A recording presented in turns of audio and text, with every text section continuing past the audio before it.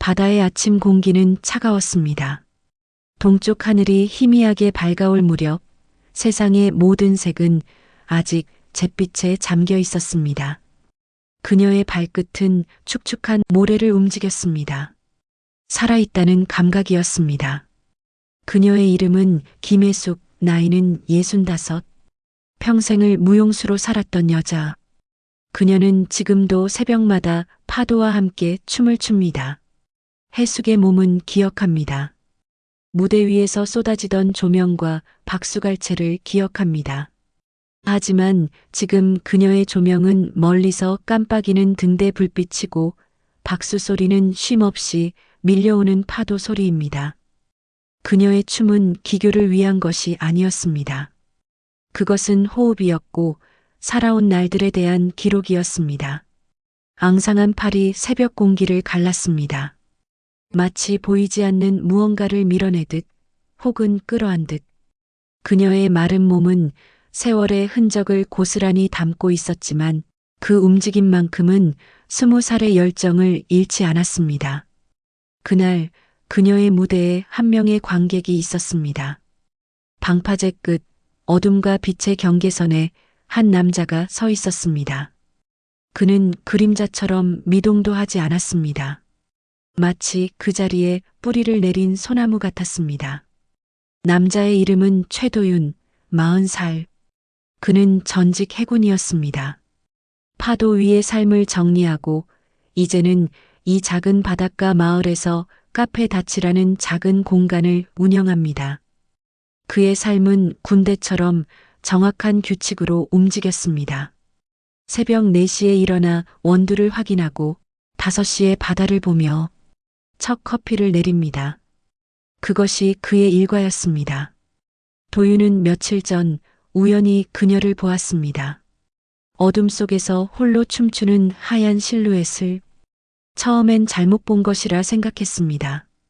하지만 그 다음 날도 그녀는 그 자리에 있었습니다. 오늘 그는 용기를 내어 조금 더 가까이 다가갔습니다. 그녀의 춤은 격렬하지 않았습니다. 하지만 이상하게도 눈을 뗄 수 없었습니다. 느린 물결 같기도 거센 폭풍 같기도 했습니다. 그 작은 몸짓 안에 우주가 담겨 있는 듯 했습니다. 도윤은 자신이 오랫동안 잊고 살았던 어떤 감정을 느꼈습니다. 그것은 자유였습니다. 바다 위에서조차 가져본 적 없는 완전한 자유. 얼마나 시간이 흘렀을까? 혜숙의 춤이 멈췄습니다. 그녀는 가쁜 숨을 몰아쉬며 무릎을 짚었습니다. 이마에 맺힌 땀이 차가운 공기 속에서 하얀 김을 피워 올렸습니다. 그제야 그녀는 남자의 존재를 알아차렸습니다. 그녀는 놀라지 않았습니다. 그저 이른 아침의 방문객을 조용히 바라볼 뿐이었습니다. 도윤은 천천히 모래가 부서지지 않게 조심스러운 걸음으로 다가갔습니다. 그의 눈은 세상을 처음 보는 아이처럼 맑았습니다. 그는 말없이 그녀의 춤을 바라보다 조용히 물었습니다. 낮고 조금은 망설이는 목소리였습니다. 저 실례합니다. 혹시 그 춤은 이름이 있습니까? 혜숙은 남자를 찬찬히 뜯어보았습니다. 선이 굵은 얼굴, 단단한 어깨. 하지만 그 눈빛은 어딘가 길을 잃은 듯 했습니다. 그녀는 희미하게 웃었습니다. 웃음이 그녀의 깊은 눈가주름을 따라 번졌습니다. 이름은 없어요. 그녀의 목소리는 바닷바람에 단련된 듯 조금 쉬어 있었지만 맑았습니다. 그냥 내 몸이 기억하는 이야기입니다. 그것이 그들의 첫 대화였습니다. 아침이 완전히 밝아오고 있었습니다. 바다는 잿빛에서 푸른빛으로 옷을 갈아입기 시작했습니다. 도윤은 카페로 돌아왔습니다. 에스프레소 머신의 굉음이 정적을 깼습니다. 하지만 그의 머릿속은 온통 그녀의 몸짓으로 가득 찼습니다. 내 몸이 기억하는 이야기. 그의 몸은 무엇을 기억하고 있을까? 한포 소리, 짠내, 그리고 지독한 외로움. 그뿐이었습니다. 다음 날 새벽 도윤은 평소보다 조금 일찍 바다로 향했습니다. 손에는 뜨거운 아메리카노가 담긴 보온병이 들려 있었습니다. 그녀는 이미 춤을 추고 있었습니다. 그는 어제보다 조금 더 가까운 곳에 섰습니다. 그녀는 도윤을 흘낏 보았지만 춤을 멈추지 않았습니다. 그것은 암묵적인 허락이었습니다. 그날 이후 도윤은 매일 아침 바다로 향했습니다. 그녀의 춤을 보기 위해서였습니다. 어떤 날은 바람이 불었고 어떤 날은 비가 내렸습니다. 하지만 그녀는 하루도 거르지 않았습니다. 도윤 역시 하루도 거르지 않았습니다. 두 사람은 일주일 동안 한마디도 나누지 않았습니다.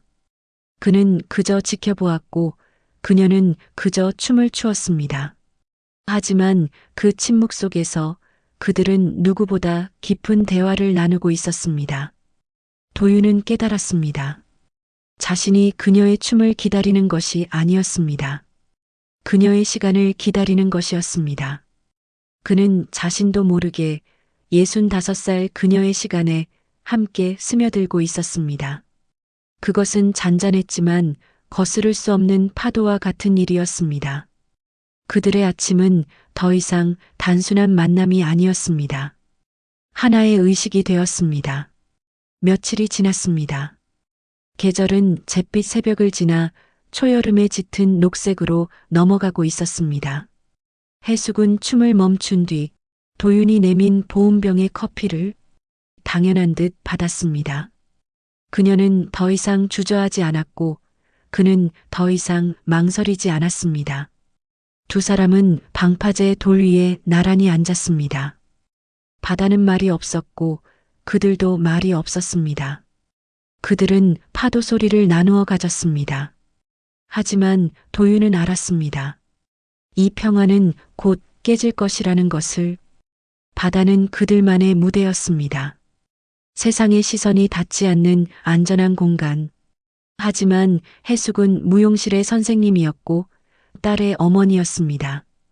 도윤은 그녀가 바깥 세상에서 어떤 목소리로 말하고 어떤 표정으로 웃는지 알고 싶었습니다. 그는 그녀의 세상으로 들어가야 했습니다. 도윤은 수소문 끝에 그녀가 문화센터에서 무용 수업을 한다는 것을 알게 되었습니다. 낡은 건물의 지하, 작은 거울이 가득한 연습실. 그곳은 해숙의 일터이자 그녀가 세상과 타협하며 버텨온 공간이었습니다. 그날 오후 도윤은 낯선 냄새가 나는 문화센터의 나무 복도를 걸었습니다. 그가 조심스레 연습실 문을 열었을 때 공간의 공기가 순간 얼어붙었습니다. 열댓 명의 할머니들이 스트레칭을 하다 말고 일제히 그를 바라보았습니다. 선탠된 피부와 단단한 어깨를 가진 40살의 남자. 그는 이곳의 부드러운 분위기와는 어울리지 않는 이질적인 존재였습니다. 해숙은 거울 앞에서 수강생들의 자세를 잡아주다 도윤과 눈이 마주쳤습니다. 그녀의 눈빛이 처음으로 당혹과 불안으로 흔들렸습니다. 새벽 바다에서 보던 자유롭고 단단한 무용수가 아니었습니다. 그녀는 그저 김혜숙 선생님이었습니다. 수강 신청하러 왔습니다. 도윤의 낮은 목소리가 피아노 반주를 뚫고 울렸습니다. 다른 수강생들은 서로에게 속삭이기 시작했습니다. 그들의 시선은 이미 날카로운 탐색을 시작했습니다. 네, 저기 데스크에 가서 신청서 작성하세요. 다음 수업부터 나오시면 됩니다. 아닙니다. 오늘부터 시작하겠습니다. 그는 망설이지 않았습니다. 그는 굳은 결심을 가지고 그녀의 세상에 발을 디뎠습니다. 도윤은 연습실 구석에 자리를 잡았습니다. 그의 결심은 그의 해군 시절의 발걸음처럼 단호했습니다. 수업이 시작되었습니다. 도윤은 필사적이었습니다. 하지만 평생을 함선의 갑판 위에서 버텨온 그의 몸은 그녀의 부드러운 지시를 따라주지 않았습니다. 뻣뻣한 허리와 어깨, 팔을 드는 동작은 통나무를 드는 것 같았고 스텝은 금방이라도 무너질 듯 위태로웠습니다. 할머니들의 입가에 웃음이 번졌습니다. 그것은 재미있다는 웃음이었지만 그 속에는 불편한 궁금증이 숨어 있었습니다. 저기 카페 닷 사장 아니야? 왜 저 젊은 사람이 여기서 저러고 있대? 혹시 선생님 보러 온 거 아니야? 그 수군거림은 해숙의 귀에 날카롭게 박혔습니다. 그녀는 애써 도윤을 다른 수강생과 똑같이 대했습니다. 최도윤 씨 어깨에 힘 빼세요. 춤은 힘이 아니라 흐름입니다. 손끝에 물을 담아 흘려보내듯 그녀의 손이 그의 등에 닿았을 때 도윤은 짧은 전율을 느꼈습니다. 그녀의 따뜻한 손길은 군복 안에서 굳어버린 그의 신경을 깨우는 것 같았습니다. 수업이 끝났습니다. 사람들이 모두 빠져나가고 연습실엔 두 사람만 남았습니다. 어색한 침묵과 습기찬 공기가 그들을 감쌌습니다. 먼저 침묵을 깬 것은 도윤이었습니다. 선생님. 그는 선생님이라는 단어에 힘을 주었습니다. 그것은 바다에서의 친밀함과는 다른 의도적인 거리감이었습니다. 저랑 밥 한 끼 하시죠. 정식으로. 해숙은 수건으로 목덜미의 땀을 닦아내고 있었습니다. 그녀의 손이 멈췄습니다. 그녀는 거울에 비친 자신을 그리고 그 뒤에 선 40살의 남자를 바라보았습니다. 거울 속의 그들은 너무나 완벽한 타인이었습니다. 40살짜리 제자랑 밥을 먹는 65살 선생님이라 세상이 뭐라 하겠어요, 도윤 씨. 그녀는 명확히 거절하지 않았으나 세상의 시선이라는 거대한 벽을 보여주었습니다. 그것은 두려움이 아니라 이미 수십 년을 겪어온 세상의 법칙에 대한 체념이었습니다. 저는 세상의 대답이 궁금한 것이 아닙니다. 선생님의 대답이 궁금합니다. 그는 한 걸음 다가섰습니다. 그의 눈빛은 흔들리지 않았습니다. 선생님, 저는 해군 생활 내내 명령에 따라 움직였습니다. 하지만 지금은 아닙니다. 제가 스스로 원해서 하는 일입니다. 밥 한 끼 먹자는 이 제안이 세상에게 얼마나 큰 죄가 됩니까? 해숙은 그의 눈을 오랫동안 바라보았습니다. 그는 솔직했습니다. 그의 눈빛에는 계산이나 망설임이 없었습니다. 그는 그녀의 모든 역할을 벗겨낸 순수한 김혜숙을 원하고 있었습니다. 도윤 씨, 나는 세상의 모든 손가락질을 알고 사는 사람입니다. 내 춤보다 내 삶의 나이를 먼저 세는 세상입니다. 저랑 함께 하시면 세상의 손가락질은 2배가 될 겁니다. 괜찮으시겠어요? 2배가 아니라 10배라도 괜찮습니다. 저는 제 삶에 진실하게 살고 싶습니다. 그리고 선생님과 진실하게 마주하고 싶습니다. 그의 말이 그녀의 닫혔던 마음의 문틈을 비집고 들어왔습니다. 해숙은 천천히 고개를 끄덕였습니다. 그것은 세상과의 모든 타협을 깨고 오직 자신만을 위한 용기를 내는 움직임이었습니다. 따뜻한 국밥집, 제가 아는 곳이 있어요. 따라오시겠어요? 그날 허름한 국밥집 밥상 위에는 세상의 시선보다 뜨거운 온기가 있었습니다. 그들은 처음으로 바다를 떠나 세상 속에서 마주 앉았습니다. 서로의 삶을 공유했습니다. 그녀의 첫 무대. 그들은 이 밥 한 끼가 어떤 파장을 일으킬지 알고 있었습니다. 하지만 그들의 마음 속에는 이미 사랑이라는 이름이 새겨졌습니다.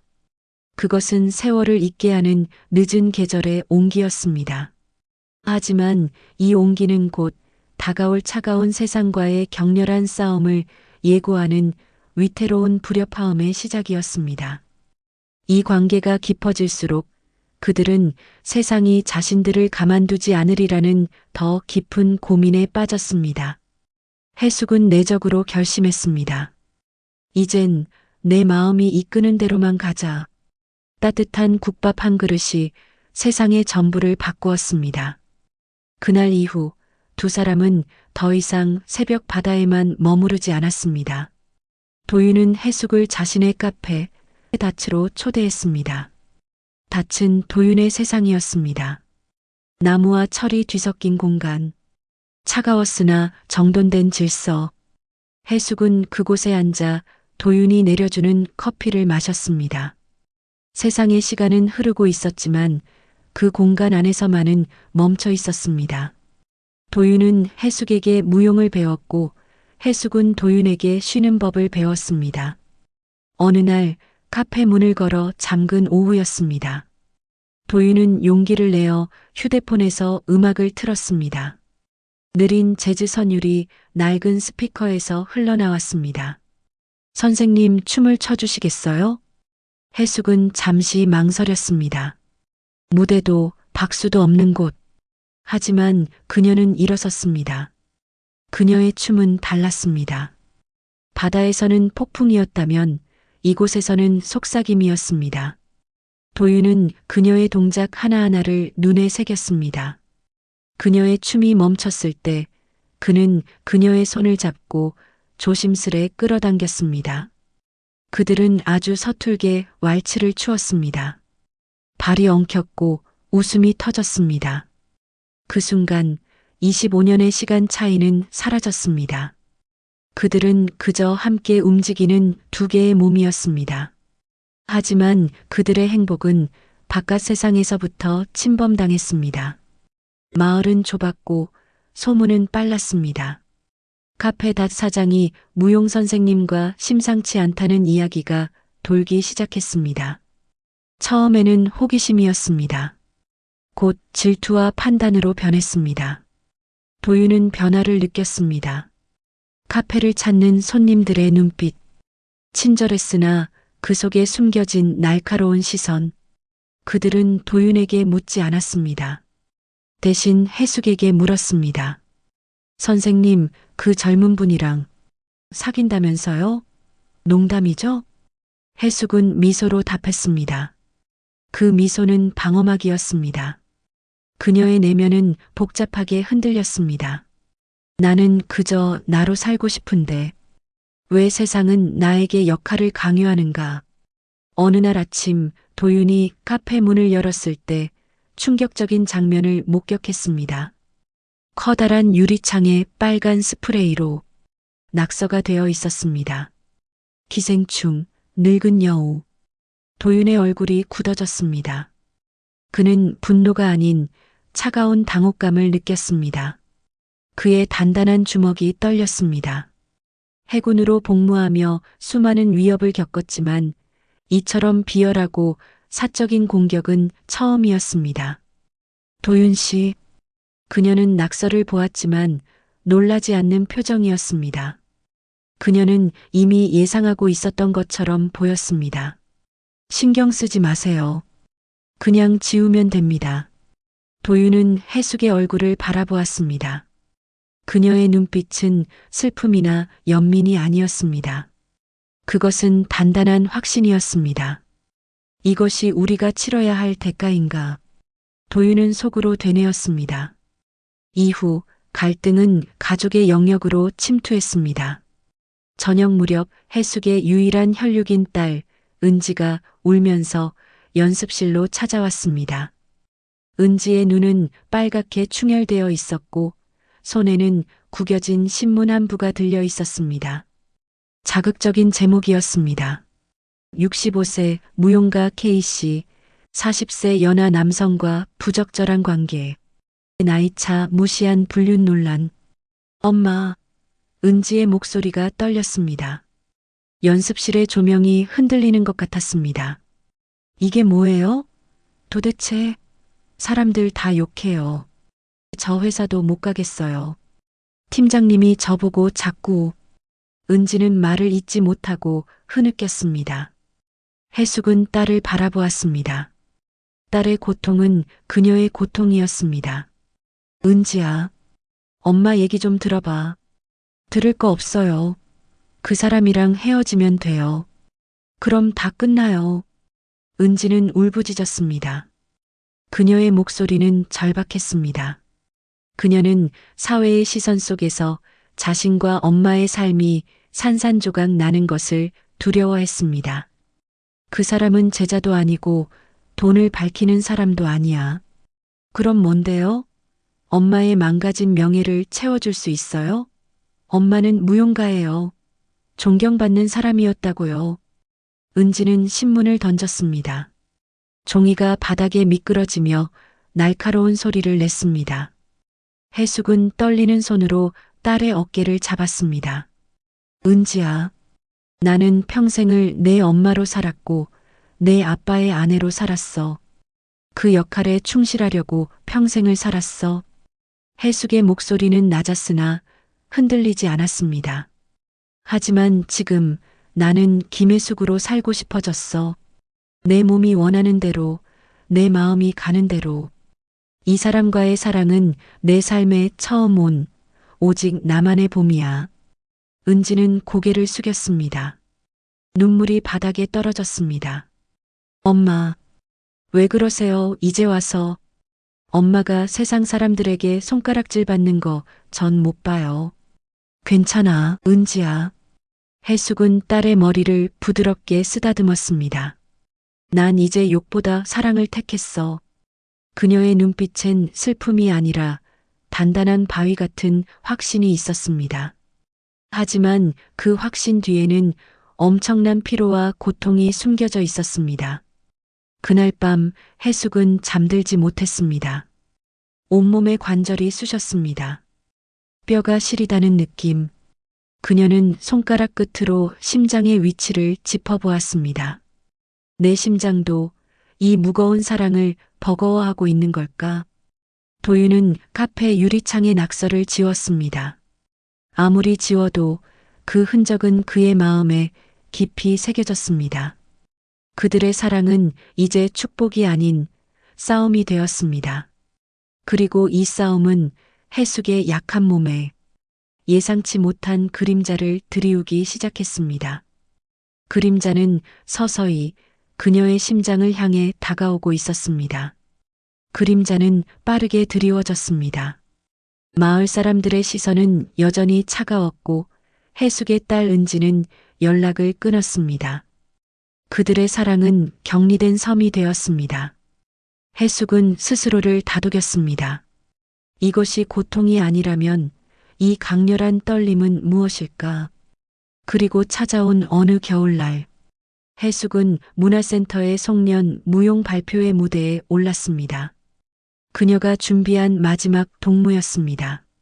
도윤은 객석 가장 구석 그림자 속에서 그녀를 지켜보았습니다.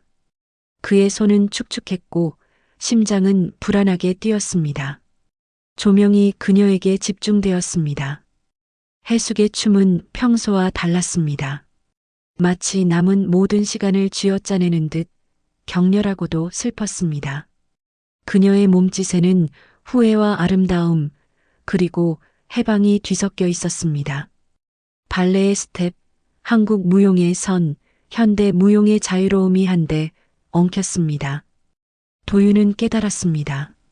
저 춤은 그녀의 생의 전부이자 도윤에게 바치는 마지막 고백이라는 것을. 클라이맥스였습니다. 해숙은 공중으로 도약했습니다. 가장 높이, 가장 멀리 날아오르려 했습니다. 하지만 중력은 더 이상 그녀의 편이 아니었습니다. 그녀의 착지 순간 관객들의 눈에는 보이지 않는 미세한 균열이 생겼습니다. 해숙의 얼굴이 일그러졌습니다. 온몸의 통증이 심장으로 몰려들었습니다. 숨이 막혔습니다. 아, 여기서 멈추는구나. 내 몸이 나를 배신하는구나. 그녀는 마지막 힘을 짜내어 무대를 향해 팔을 뻗었습니다. 그 팔은 도윤이 있는 객석을 향하고 있었습니다. 그리고 쓰러졌습니다. 음악이 갑자기 멈추고 조명이 꺼졌습니다. 객석은 순식간에 혼돈에 휩싸였습니다. 비명소리와 웅성거림. 도윤은 의자 등받이를 부술 듯 박차고 일어섰습니다. 그는 사람들 사이를 헤치고 무대로 뛰어올랐습니다. 망설임이 없었습니다. 선생님, 김혜숙 선생님. 그는 떨리는 손으로 그녀를 안아 올렸습니다. 그녀의 몸은 깃털처럼 가벼웠습니다. 하지만 몸은 차가웠습니다. 그녀의 눈은 감겨 있었고 입술은 새파랗게 질려 있었습니다. 응급실 그리고 중환자실. 의사는 짧고 단호하게 말했습니다. 심장 문제입니다. 심장 판막 기능 부전. 스트레스와 무리한 활동이 원인이 된 것 같습니다. 도윤은 망연자실했습니다. 모든 것이 그의 탓인 것 같았습니다. 내가 그녀를 세상 밖으로 끌어냈어. 내가 그녀에게 싸움을 강요했어. 며칠 후 해숙은 일반 병실로 옮겨졌습니다. 도윤은 매일 밤 병실을 지켰습니다. 그는 잠들지 못했습니다. 산소 호흡기의 규칙적인 소리가 그들의 대화였습니다. 어느 날 오후 해숙이 희미하게 눈을 떴습니다. 그녀는 도윤의 손을 찾았습니다. 그는 그녀의 마른 손을 두 손으로 감쌌습니다. 선생님, 왜 무리를 하셨어요? 제가 얼마나 걱정했는지 아세요? 그의 목소리는 울음이 섞여 갈라졌습니다. 도윤 씨 울지 마. 나는 행복했어. 행복은요, 사람들이 뭐라고 하는지 알아요? 은지도 아직 연락이 제가 다 망쳤어요. 제 욕심이었어요. 아니, 욕심이 아니야. 그건 용기였어. 그녀는 산소 마스크를 잠시 벗었습니다. 차가운 병실 공기가 그녀의 목소리를 흔들었습니다. 도윤 씨 사람들은 나이를 세지만 그녀는 가늘게 숨을 몰아쉬었습니다. 그녀의 눈빛은 다시 새벽 바다의 빛을 담고 있었습니다. 사랑은 시간을 세지 않더라. 도윤은 고개를 떨구었습니다. 그의 눈물이 해숙의 손등 위로 떨어졌습니다. 사랑은 시간을 세지 않아도 몸은 시간을 세죠. 제가 선생님의 시간을 너무 빨리 쓰게 했어요. 아니야. 멈춰있던 시계를 다시 뛰게 해준 거야. 40년 만에 처음으로 춤을 위해 사는 게 아니라 살기 위해 춤을 췄어. 그녀는 천천히 힘겹게 미소를 지었습니다. 그녀는 마지막으로 그의 손을 꽉 잡았습니다. 고마워 나한테 다시 봄을 줘서. 그녀의 손끝에 힘이 풀렸습니다. 심전도 기계에서 길고 단조로운 기계음이 울려 퍼졌습니다. 세상은 멈췄습니다. 도윤은 여전히 그녀의 손을 잡고 있었습니다. 창밖으로는 눈이 내리기 시작했습니다. 그 순간만큼은 세상의 모든 불협화음이 사라진 듯 아름다운 정적이 감돌았습니다. 그의 가슴 속에 늦게 온 봄은 싸늘하게 멈춰 섰습니다. 겨울의 끝이었습니다. 해숙이 떠난 후 세상은 잠시 침묵했습니다. 마을 사람들의 수군거림도 신문의 자극적인 제목도 파도 소리 아래로 가라앉았습니다. 그녀의 장례식은 조용했습니다. 딸 은지는 흐느꼈지만 도윤에게는 말 한마디 건네지 않았습니다. 그 침묵은 용서가 아닌 무거운 단절이었습니다. 도윤의 세상은 다시 한번 멈춰 섰습니다. 그는 카페 닫채 문을 걸어 잠갔습니다. 냉정한 바깥 세상에서 벗어나 그는 텅 빈 카페에서 해숙의 잔향을 붙잡고 살았습니다. 그가 내리던 커피의 향, 그녀가 앉았던 의자, 함께 춤추다 웃었던 나무 바닥. 모든 것이 멈춘 박물관이었습니다. 그는 슬픔을 토해내지 않았습니다. 그가 살아온 시간은 그에게 감정을 절제하고 책임을 지는 법을 가르쳤습니다. 그녀를 지키지 못했다는 자책감이 그의 심장에 닻을 내렸습니다. 내가 아니었다면 그녀는 여전히 새벽 바다에서 춤을 추고 있었을 텐데. 며칠 후 도윤은 해숙의 짐을 정리하기 위해 낡은 무용실로 향했습니다. 차가운 공기, 먼지 낀 거울, 그녀의 땀과 열정이 스며 있던 그 공간은 이제 생기를 잃은 성전 같았습니다. 그는 무대 의상과 소품들 사이에서 낡은 연습 노트를 발견했습니다. 표지는 닳았고 안에는 그녀가 손수 적은 안무 구상과 메모들로 가득 차 있었습니다. 그리고 그 노트의 마지막 페이지, 잉크가 번진 그러나 단단한 필체로 그녀의 독백이 적혀 있었습니다. 사랑은 늙지 않는다. 다만 세상만 늙어간다. 내 몸이 멈춰도 내 마음이 뛴 시간은 영원히 젊다. 도윤은 그 문장을 몇 번이고 읽었습니다. 그녀는 마지막 순간까지도 후회하지 않았습니다. 세상이 새는 나이나 시간이 아닌 스스로 경험한 용기와 봄을 기록했던 것입니다. 그녀의 마지막 춤은 그저 개인의 아름다움이 아니라 세상의 낡은 기준에 던진 도전장이었습니다. 그녀의 글은 도윤에게 새로운 깨달음을 주었습니다. 사랑은 소유하거나 지키는 것이 아니라 이어나가는 것이었습니다. 그는 그녀의 삶이 멈춘 곳에서 자신의 삶을 다시 시작해야 했습니다. 도윤은 카페 문을 닫았습니다. 그리고 해숙의 낡은 무용실을 리모델링하기 시작했습니다. 그는 건물의 이름을 바꾸지 않았습니다. 김혜숙 무용연구소. 하지만 내부를 완전히 바꾸었습니다.